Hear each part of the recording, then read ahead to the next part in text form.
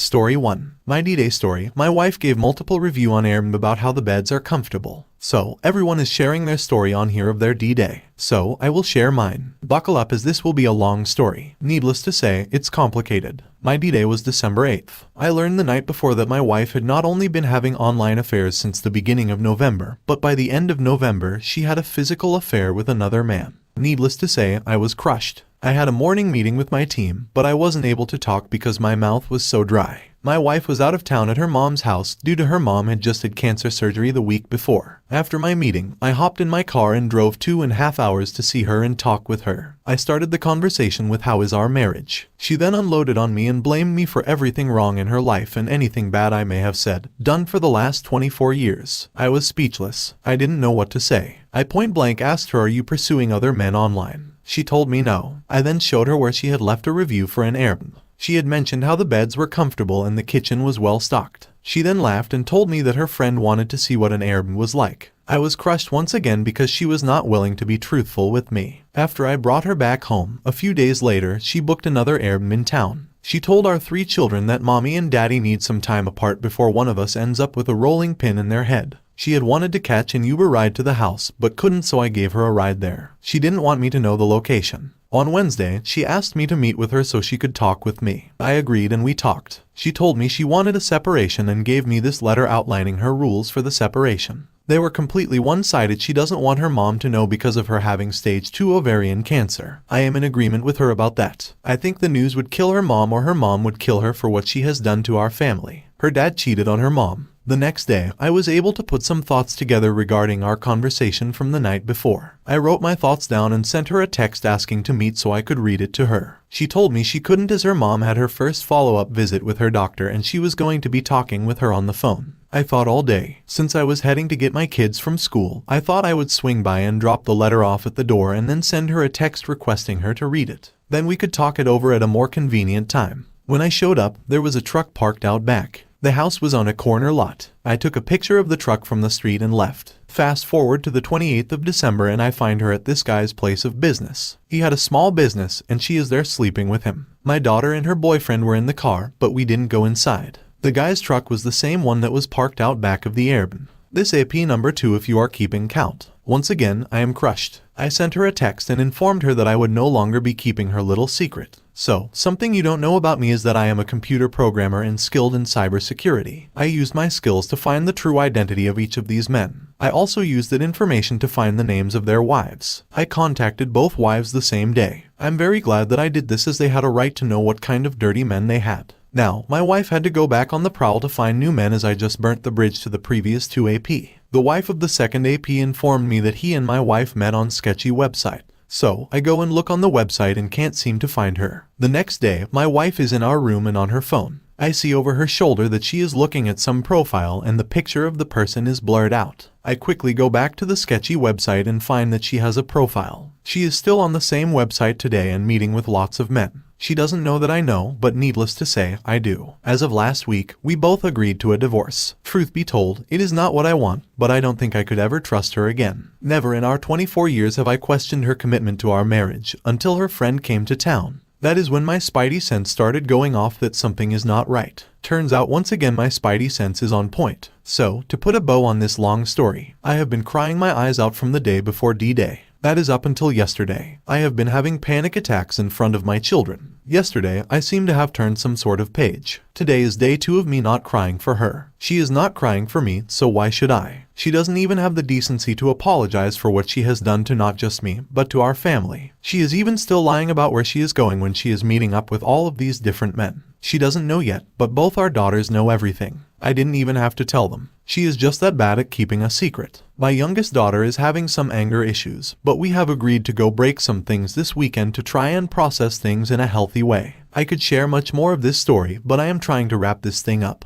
If you are going through what I am, know this. You are not alone. You will get through this. Take one day at a time. Find friends who you can talk to and cry on their shoulders. Go someplace in your car and scream. Do what you need to in order to process the pain. Just remember that you are strong. You will make it through this. You are the better person, and you did not deserve this to happen to you. You did not create this situation, but you also can't fix it. Your WS will have to come to grips with that. I am tired of crying for someone who is not crying for me. I refuse to let her destroy me. She has broken me in ways that she will never understand. I refuse to remain broken. I will heal. I will be stronger. I will make it through this. If you don't feel this way and you don't have anyone to talk to, DM me. Nobody should have to go through this alone. I hope your days get better. Just know that I am sending hugs your way. Reader comment, I think it is time to file for divorce and have her served. Stop having conversations with her and send her a co-parenting app. This is the only way she can communicate with you. I also think it is time to call her mother-in-law, thank her for the time she gave you and being kind to you, and let her know you have filed for divorce and why. Opus, make sure you are taking care of you, mentally and physically. Take care of your kids, let them all know what you have done after it is completed. Then ask them if they would like you to be the primary parent and request child support from her for the next 5 years. Opus, at some point she will eventually figure out the grass is extremely dry and barren on the other side of the fence. Then she will come crawling back, and make sure you are in a great place and moved on, and unavailable to her. Original poster, my girls have already told me they don't want to live with their mother. My son doesn't know the details, but soon will. Not because I am going to tell him, but because his sisters know,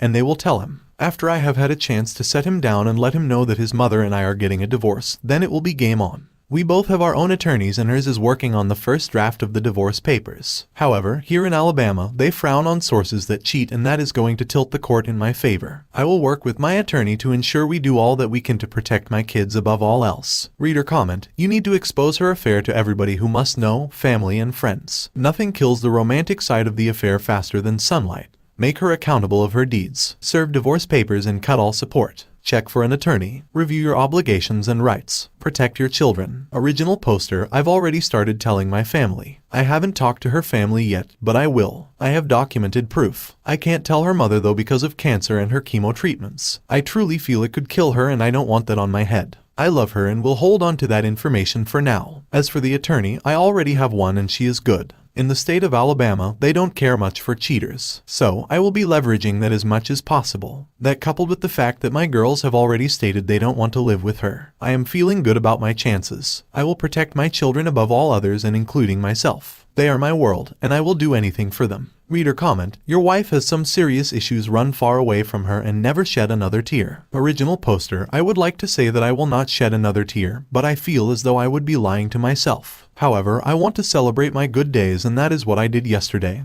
And today. One day at a time for me. I refuse to allow her to crush my soul. I will get through this and will be all the better for it. However, I will have some issues that I will need to work through. Story 2. My wife had an affair 4 years ago, now I have an STD. TLDR, my wife had an affair several years ago, I found out at the time, but I recently contracted an STD which my wife confirmed was from the original affair, which went longer than she originally told me. I laid out what I need if I were to continue with our relationship.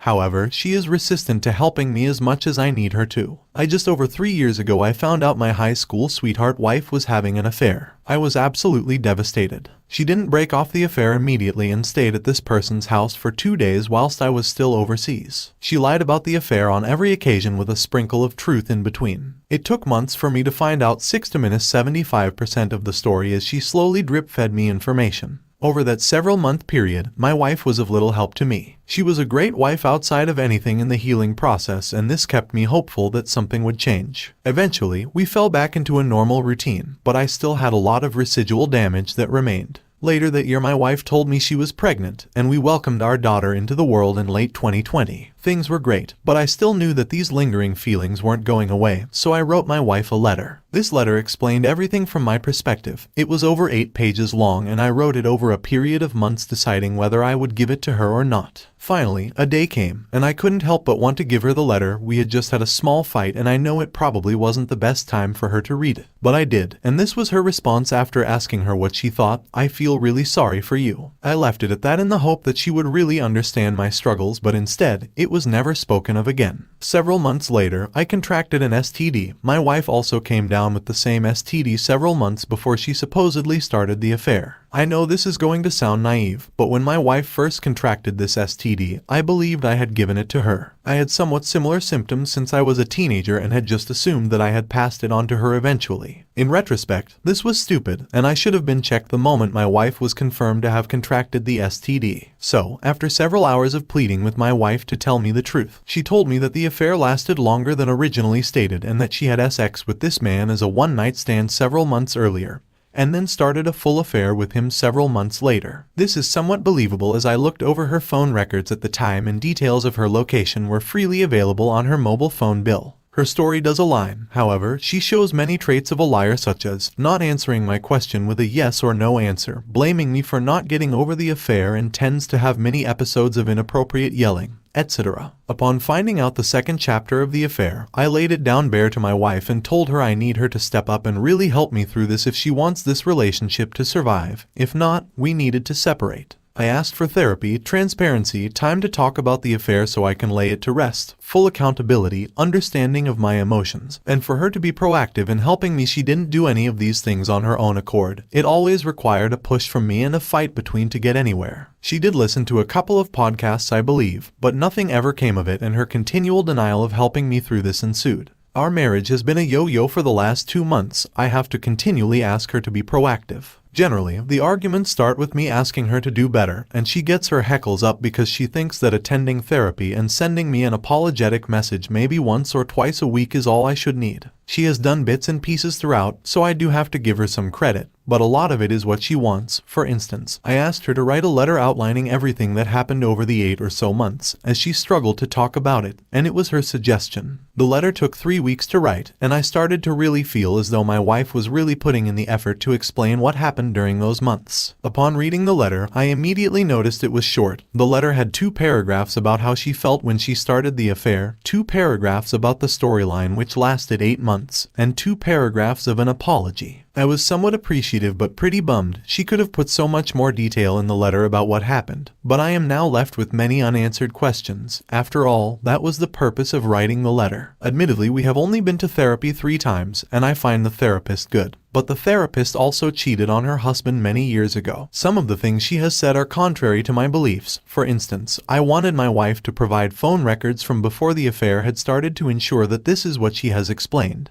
My wife refused and the therapist agreed with my wife, stating, "And what good will that bring?" I was quite stunned. I thought the therapist would ask my wife to be fully transparent so I don't have to live with the thought that my wife could possibly be a serial cheater. But that wasn't the case, and I'm still unsure whether this therapist is right for us. I would also like to clarify that my wife is still a great wife. She has agreed to spice up our sex life, which has been great. She is a great mother to our beautiful daughter, and she is just an all-round great partner. There has been no sign of any infidelity within the last 3 or so years, and I do believe without a shadow of a doubt that she is sorry for having an affair rather than dealing with our marital issues at the time. I am at the point where I want to give up. My wife believes that what she has provided and is currently providing is more than enough, and anything above that is crazy. So much so that she will probably end up walking away if I don't accept therapy, and a message every so often apologizing for the things she has done. My wife is aware that I have PTSD from all of this. I have spoken to her at length about why I think I need the things I have asked for, but she pushes so hard on her line of what is appropriate that I am starting to think that maybe I am asking too much. I understand that it has been years, but I never got to heal initially, and facing a lifelong STD and finding out about a further betrayal recently has really put me into a bad headspace. Reader comment: have you had your child DNA tested is my first question, and because you continue to let her rug sweep everything, nothing changes. I would serve her with divorce papers. You can always stop the process, but at least then she might get serious. But I really think her heart is not in it and she is a lost cause. It is not up to you to do the hard yards, it is her. Original poster: it did cross my mind, but my child is a spitting image of me, and I am quite certain that she was not having an affair anywhere close to that time. Reader comment: the kid looking like the husband only means that the cheating spouse has a type.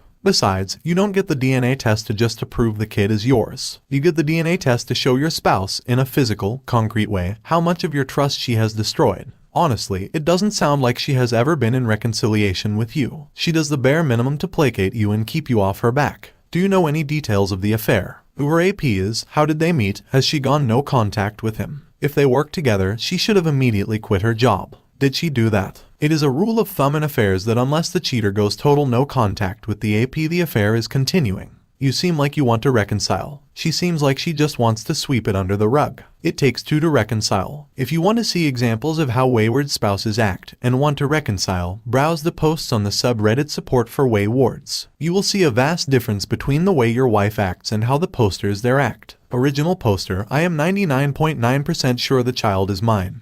During that period I had full access to phones, social media, locations, etc., but I do see your point. I won't go into the fine detail, but due to my trust issues around time, I was more than informed about what she was up to. Yes, I know who the AP is, I know how they met, and she has gone no contact with him. I do want to reconcile, but that can't happen unless she wakes up and realizes that she continually destroys the last remaining hope that I have. Reader comment: funny how the affair restarted after the kid was born, isn't it? She basically trapped you at this point. You should have left her when you had the chance, now it's on you. I know it's not something you like to hear, but leave her already. She doesn't respect you at all at this point. Don't EFF up any more than you already did. Original poster: sorry, maybe I didn't clarify. My wife only had one affair. I recently found out that her affair was longer than she first stated, not that she had another affair. Story 2. What should I do 30 years later? First time posting. This is very long. Some background: we started dating when she was 16, engaged at 18, married at 20. We didn't know what grade sex was, but we were having fun. Okay, if you think I was doing things when she was young, nope. We did not do the deed until 6 months before we got married.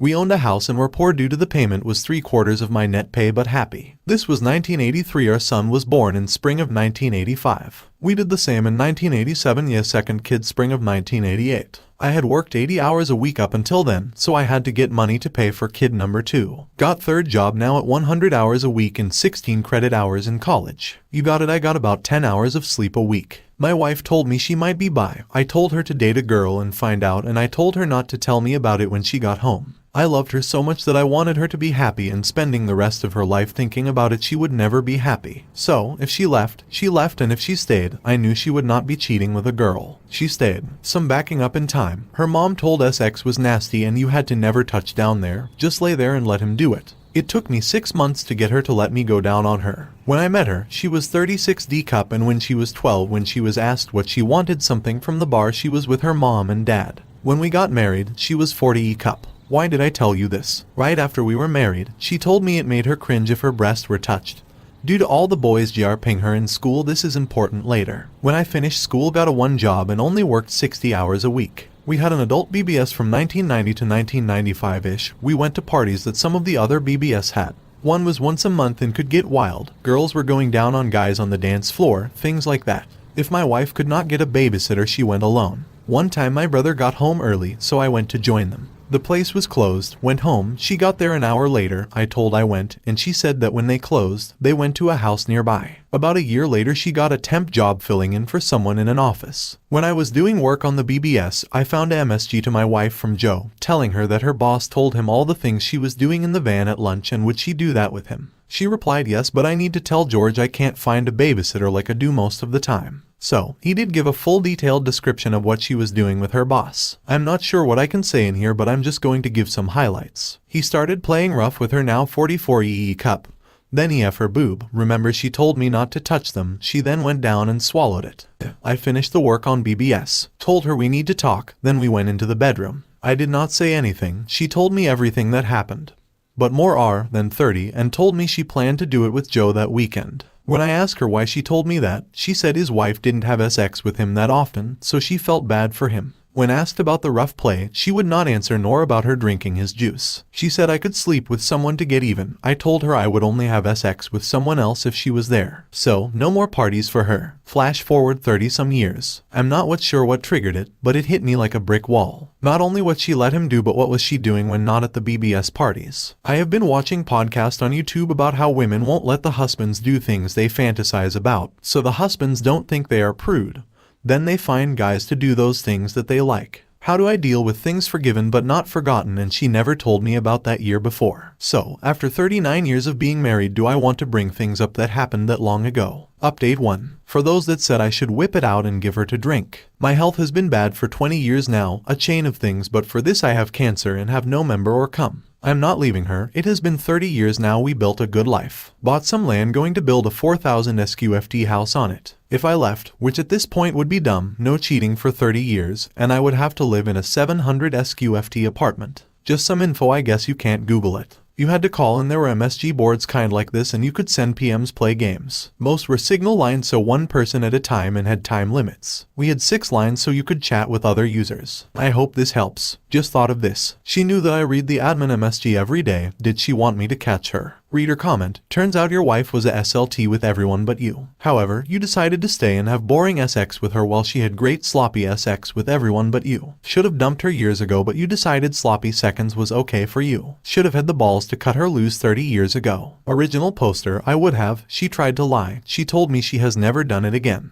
Reader comment. So, you basically rug swept the whole thing, and how you are getting triggered because you two never really properly addressed it, the whole cheating and affair. Original poster. The one I had proof of. We did talk. I had no proof for the rest, and she stopped. For the first couple of years, after I knew where she was and who she was with, and by 15 years, I just let her tell me where she was with checking. She knew I would leave if she effed up again. Reader comment. 1. At her young age her brain was not fully developed. She grew up and walked a straight line. 2. I suggest taking control of your own thoughts. Make a list of why you're happy and read each one slowly out loud every time you think about the past. Repeat every day for a month. Extend as necessary. You will gradually experience less frequent and intense flashbacks. You can beat this. Stay strong and focus on that list. Original poster. Thank you. I think you understand what is going on. At this time, it is my problem, not an us problem. I have been in concealing for 20 years due to depression. My back went out, was in bed for about 3 years, had 2 operations, not doing anything was really bad for me. And lots of health problems and won't live to be